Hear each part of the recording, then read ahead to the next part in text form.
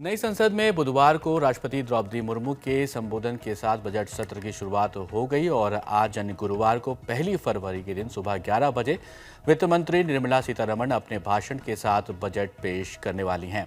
आपको यहां पर बता दें कि मोदी सरकार का ये अंतिम बजट है, यानी 2024 में एक बार फिर इलेक्शन होने हैं और नई सरकार का चुनाव होना है। मोदी सरकार के इस बजट में कयास लगाए जा रहे हैं कि युवा, महिलाओं और किसानों के लिए कुछ अहम घोषणाएं हो सकती हैं। पीएम मोदी ने बजट सत्र शुरू होने से पहले और वहीं राष्ट्रपति द्रौपदी मुर्मू ने अपने अभिभाषण में कई बार महिलाओं का जिक्र किया है।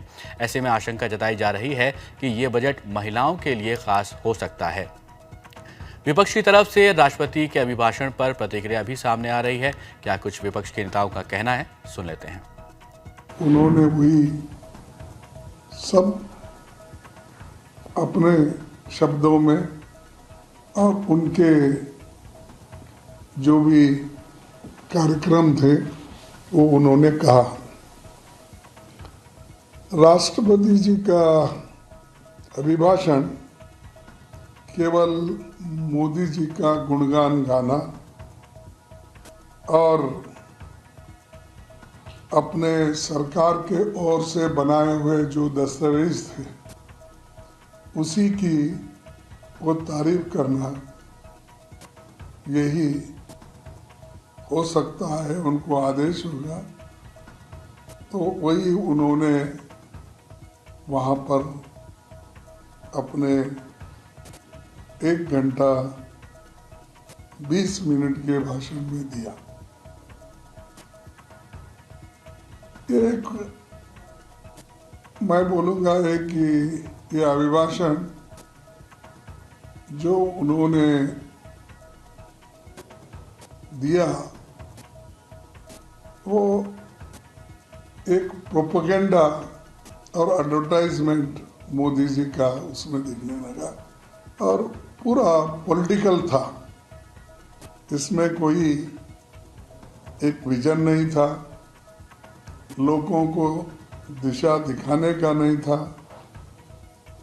दलितों को, वंचितों को और ट्राइबल लोगों को उनके लिए क्या करने जा रहे हैं उसमें तो कुछ नहीं था। देखिए, राष्ट्रपति तो वही भाषण उनको देती हैं जो सरकार उनको देती है, तो सरकार का भाषण होता है और हमें तो कोई बहुत ज़्यादा उम्मीद है नहीं, क्योंकि जो हालात चल रहे हैं उसमें कोई बहुत ज़्यादा उम्मीद नहीं। और ये अंतरिम बजट है, इसमें वोट ऑन अकाउंट लिया जाता है, तो इसमें जो है कोई बहुत राहत किसी को मिलेगी इसकी कोई उम्मीद नहीं है।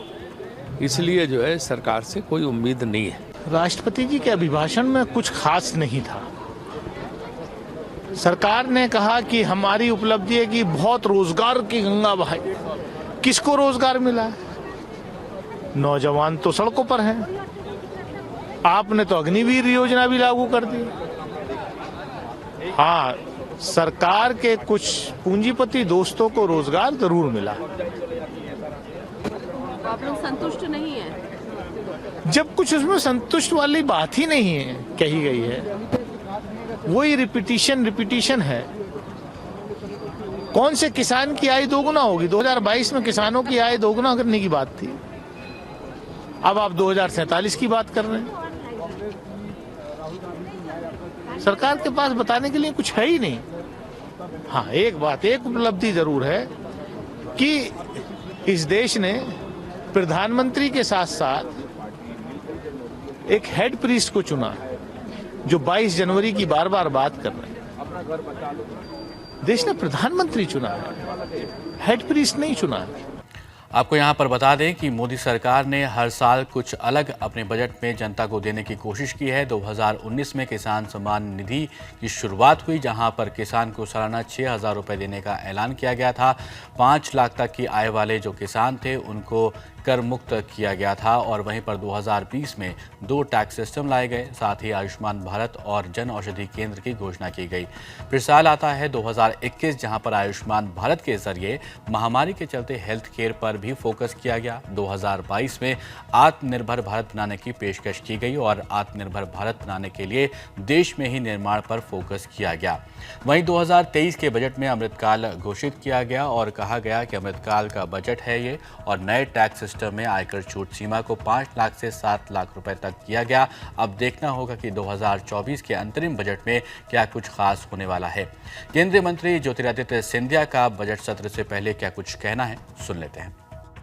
प्रधानमंत्री नरेंद्र मोदी जी की सरकार ने पिछले 9 वर्षों में जो एक क्रांतिकारक परिवर्तन संपूर्ण देश में लाया है, और केवल संपूर्ण देश में नहीं लेकिन भारत को विश्व पटल पर उभारने का कार्य किया है।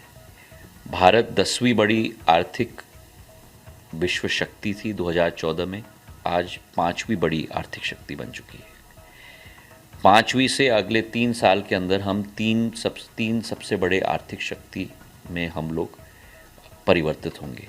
मुझे पूर्ण विश्वास है कि इस बजट में भी वही सफ़र आगे ले जाएंगे और उसी सोच और विचारधारा के साथ कि इंडिया फर्स्ट, भारत पहले, और उसी सोच और विचारधारा के साथ कि अंतिम छोर के व्यक्ति को भी प्रगति और विकास के दर के साथ हमें जुड़ाना होगा।